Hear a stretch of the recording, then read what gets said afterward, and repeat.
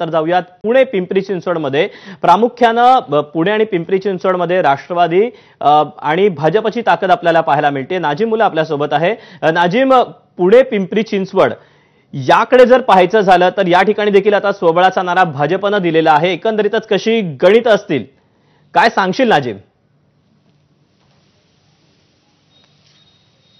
दीपक, खरं तर पुणे जिल्हा हा पवार कुटुंबियांचा एकेकाळचा बालेकिल्ला मानला गेलेला आहे। मात्र 2014 असेल विधानसभा लोकसभा, त्यानंतर झाली ती महानगरपालिकेची 2017ची निवडणूक आणि एकेकाळी जे राष्ट्रवादी काँग्रेस इथं बालेकिल्ला म्हणून एक हाती सत्ता राबवत होतं, तिथं भाजपनं आपला झेंडा जो आहे तो या ठिकाणी फडकवलेला होता। त्यामुळं पवार कुटुंबियांना हा मोठा धक्का मानला जात होता आणि आता 2022 पासून प्रशासक आहे आणि ही आगामी महानगरपालिकेची निवडणूक येऊ घातलेली आहे। आणि आता इथं अजित पवार जे आहेत ते भाजप सोबत आहेत आणि महायुती इथं होणार की स्वबळावर लढलं जाणार असं बोललं जात असतानाच मुख्यमंत्री देवेंद्र फडणवीस यांनी असे आदेश दिलेले आहेत की ते स्वबळावर या ठिकाणी त्यांनी लढायचं आहे। त्याच्यामुळं इथं थेट अजित पवार विरुद्ध मुख्यमंत्री देवेंद्र फडणवीस असा एक लढत आपल्याला पाहायला मिळणार आहे। या दरम्यान एकमेकांवर किती आरोप होतात हे पाहावं लागणार आहे। अजित पवारांना पुणे आणि पिंपरी चिंचवड हा जो बालेकिल्ला आहे काबीज करायचा आहे। गेल्या अनेक दिवसांपासून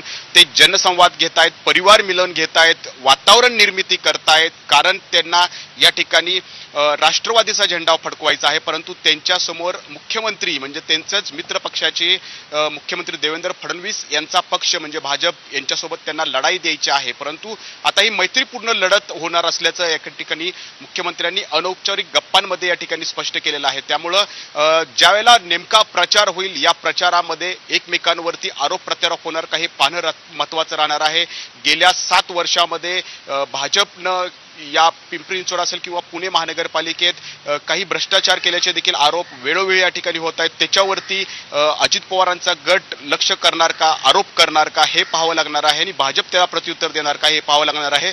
मैत्रीपूर्ण लढतीत कोण बाजी मारेल याकडे सर्वांचं लक्ष लागून असणार आहे। केवळ ही महानगरपालिकेची तयारी नाहीये तर येणारी 2029 ची लोकसभा असेल, विधानसभा असेल, यासाठीची ही भाजपची सगळी गणिते आहेत। कारण भाजप त्यावेळेला सुद्धा स्वतंत्र या ठिकाणी लढू शकतं, महायुती तोडू शकतं आणि त्या अनुषंगाने आता महायुती न करता सोबळावर लढणं आणि तशा प्रकारची भाजपची भूमिका असणं स्वाभाविकच आगामी म्हणजे 2029च्या लोकसभा आणि विधानसभेचा पुढचा सगळा विचार करता येणाऱ्या ज्या निवडणुका आहेत ज्या 2 ते 3 महिन्यामध्ये कदाचित येऊ शकतात असं बोललं जाते, त्या अनुषंगाने आता मुख्यमंत्र्यांनी आज केलेलं जे विधान आहे ते अतिशय महत्त्वाचं असणार आहे। त्यामुळे स्वाभाविकच या दिवाळीच्या दरम्यान मुख्यमंत्र्यांनी ही एक फटाकेबाजीला सुरुवात केलेली आहे। आता आगामी काळात काय नेमके आरोप प्रत्यारोपांचे फटाके कसे फुटतायत, निवडणूक कशी रंगतेय पाहणं महत्त्वाचं असेल।